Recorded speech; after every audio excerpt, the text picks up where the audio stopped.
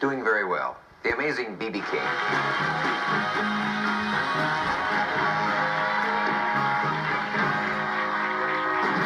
B.B. King. Can I call you by your first B, since I've known you so many times? Please do.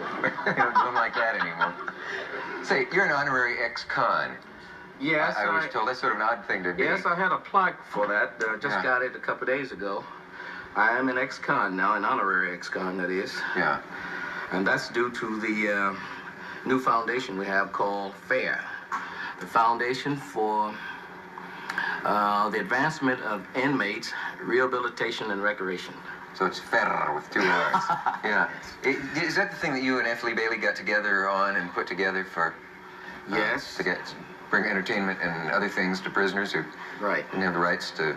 Well, it includes other things, too, doesn't it? Like not having library rights and a lot of things. Well, yes, we plan to try and get many books and, of course, instruments and anything that we can do to try and help the inmates, of course, the authorities also, to make it kind of a two-way street type of thing where the guys can serve their time a little easier, and maybe the authorities won't have the hard times that they seem to have sometimes.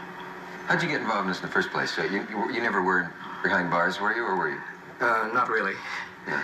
When I say not really, I was born on a plantation, and of course we had kind of the same thing going in a way of speaking, meaning this: we had bells to ring in the morning for you to get up, and bells to ring for you to come in for lunch.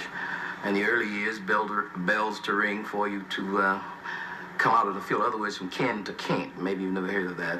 From what? From kin till can't. No, I don't understand. Meaning that when you could see, you go to work, until you couldn't see when you came out. From can to can't, I see. Yeah. Oh, yeah.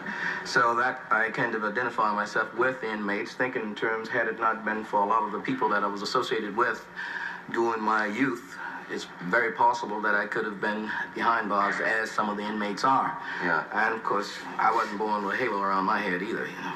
Yeah. Well, success must seem very sweet with that kind of background. Does it seem like a lifetime ago that you had that? Not really. Life? No, not really. I still ever so often run into some of it now. Yeah. Quite a bit of it. And of course, it makes me happy to know that I didn't get in trouble, and to think now that maybe some of the inmates, when they come out, won't get back into trouble again. So I feel that I'm doing something good. But you asked me how did I start into this. A couple of years ago, we were in Chicago playing at one of the popular clubs there, which was the first time they'd ever had blues of my kind there at this particular club. And there was a newly appointed warden or correctional officer, Mr. Moore, and he was one of the few people that invited us out to play Cook County Jail. Mm-hmm. And when we went out there, we found that there was a lot of people, especially young people, that had been in there for a long, long time and hadn't came to trial. They was just arrested and put there. And by the press going in there with us, a lot of them was able to tell their stories. And we found later on that the courts decided to try and speed up the trial so they wouldn't have to stay in there 5 or 6 months or more. As a result of that publicity? Yes, as a result of that.